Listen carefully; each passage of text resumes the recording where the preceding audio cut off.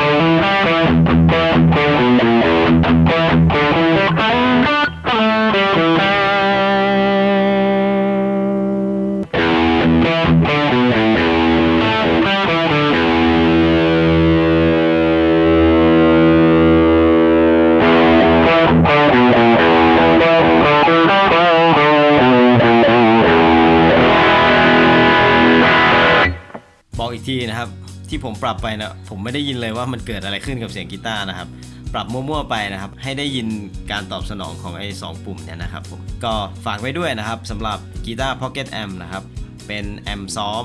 แอมป์แกะเพลงนะครับเล่นได้เงียบๆโดยที่เราไม่ต้องไปเสียงดังรบกวนใครนะครับอยู่หออยู่อพาร์ตเมนต์อะไรก็ใช้ได้สบายมากนะครับผมแล้วก็คนที่มีปัญหาเล่นที่ร้านที่อะไรเราไม่ได้ยินเสียงตัวเองก็สามารถเอาไปประยุกต์ใช้เป็น Ear Monitor ได้นะครับผมขอบคุณครับ